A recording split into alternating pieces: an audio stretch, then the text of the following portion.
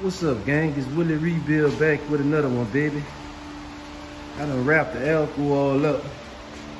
Got our sensors from Dakota Digital.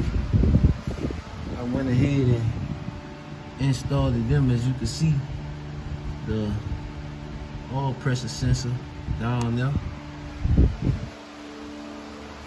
Got my drop light on the other side, but I got my temperature sensor.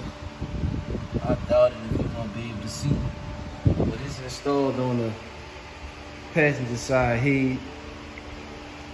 Went ahead and extended my wires for my mass airflow. Got that installed. Turned it down. That's my wire right there for my mass airflow. Got that hooked up. Got all the transmission fluid in. I got the coolant in. I'm just waiting on the tuner to go ahead and call me and let me know it's a green light to bring it on over and put it on the dyno.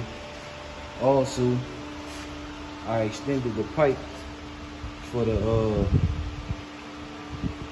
cool air intake.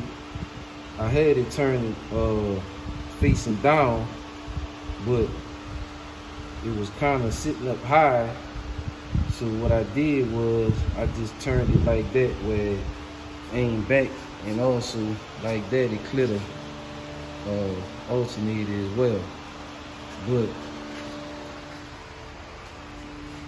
the other day I was in here working, man, and I'm just getting a bad feeling while I'm working on the car with it running.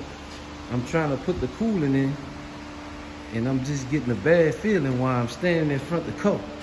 So something just keeps telling me to stand off to the side like this here and pull the coolant in. So I had them pour like a gallon of transmission fluid in it,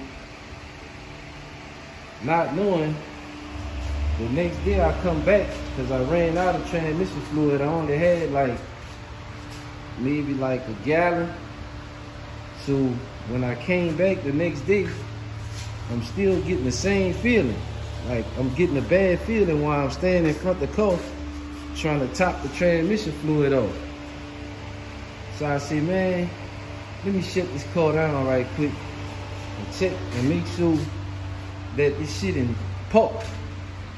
So I open up the door on the Elco. I look at the shifter.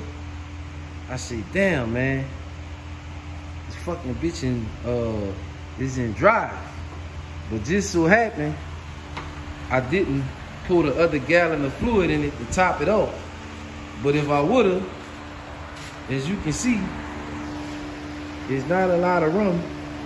So I would have had to think fast. I would have dove in the engine bay anyway.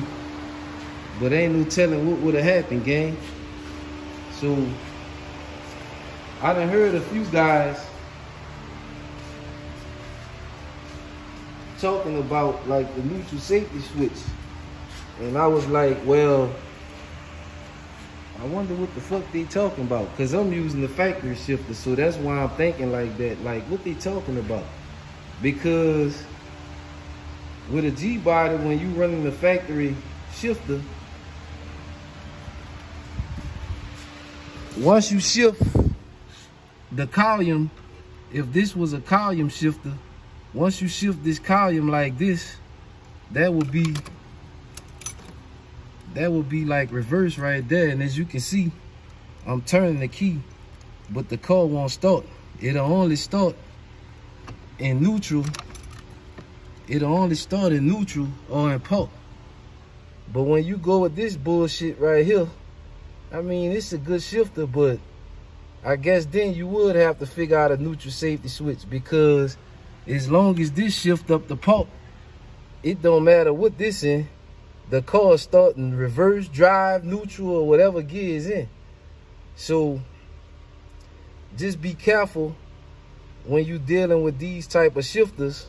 Or if you want to deal with this, I guess to make your neutral safety switch, all you would have to do is get that rod that go from the steering column to the shifter and hook it up to the lever on the shift level on the transmission, and that will stop it from being able to start in any gear. Because as long as this in park or neutral, it can start, but if it's in reverse or drive, it's not going to start, because the steering column is not going to allow the key to rotate to start the car. So on Ratness, I use the factory shifter, and I hook that lever back up. So the car only can start is if it's in park or neutral. So when I'm listening, I'm like, you know, what they talking about? Neutral safety switch. You don't need no neutral safety switch on the G-body, but not thinking most guys run the aftermarket shifter, and then I guess you need a neutral safety switch because you can start it in any gear. But just a little short video letting y'all see is wrapped up. I guess I could go ahead and give y'all a little start and let y'all see that I got all the gauges working, all pressure sensor working, temperature sensor working right how it's supposed to be. Right now it's about 105 or 106 outside, but it's reading at 98. Before our decoder digital, it was reading at like 21 psi oil pressure. I done went ahead and straightened all that out.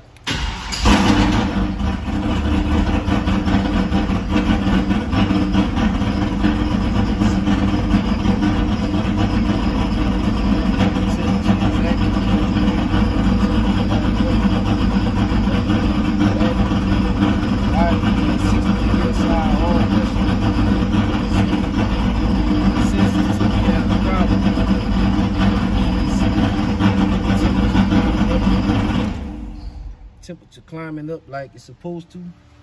I don't want to let it run too long and file the plugs out, because then I'm gonna have to take them out and clean them so we can go to the dyno. I just cleaned them. I just filed them out like a couple of days ago, letting it run when I was putting the coolant and all that in it. Wind up breaking one of the plugs. Had to go back and buy one NGK because I broke the tip off that one taking it out. But as you can see, without the tune, it's running real rich, and you don't want to run it a lot like that. So everything finished up on the Elco. The next video y'all see from Willie Rebuild, the Elco will be on the dyno. And don't forget, when you're working on the car with these aftermarket shifters, be careful and make sure that it's in park, because it will start in any gear and run your ass over. It's Really Rebuild telling you to like, share, and subscribe, and share the video, like the videos, because I'm always giving you a little free game. It's better for me to learn the hard way than you. It's Willie Rebuild, over and out.